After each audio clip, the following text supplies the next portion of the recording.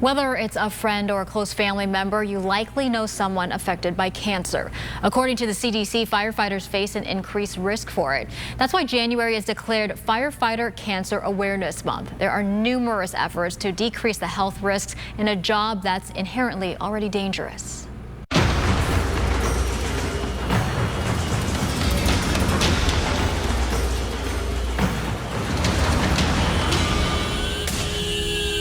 Firefighters work to protect others, but there comes a time when some of them need the help.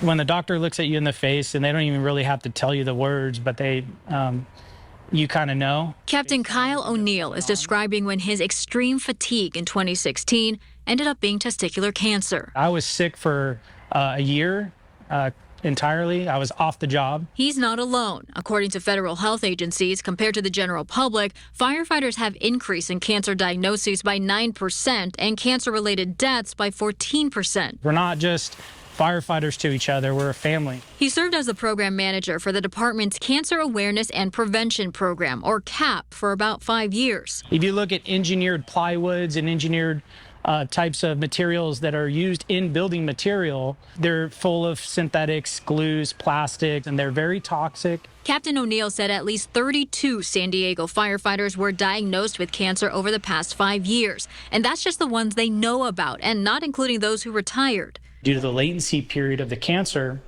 20 years later after an exposure, they're getting some form of cancer that's affecting them in their retirement years. He showed us around the Hillcrest station. Improvements. So this is what's called a vehicle exhaust extraction system. Made over recent years. They're better at staying connected, and they just seem to work better as a whole for keeping the exhaust out of the station compared to the old ones. As we walked around, there were visual reminders too. We have areas of our fire station that are called clean zones, and essentially we don't want any fire department PPE going through this threshold here. In the laundry room, we try to keep turnouts in one and personal laundry in the other. Over here, we have a super concentrate cleaning system. We've moved into a much greener, healthier, safer version of cleaning our station through these different super concentrates. Decontamination inside the station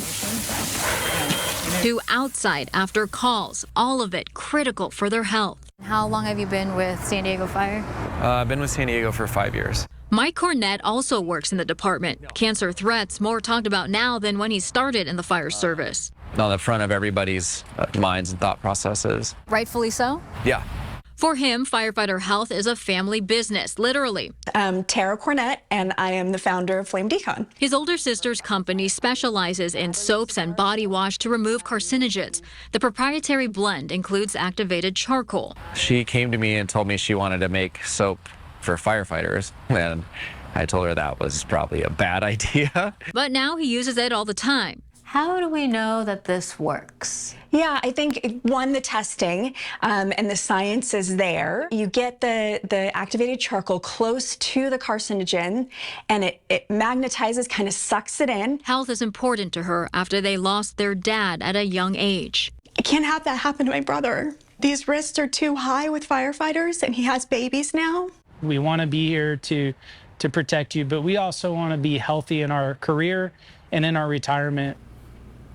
Such an important topic, and if you want to learn more about upgrades in local fire stations or about Flame Decon, we are posting extended interviews in this story on 10news.com.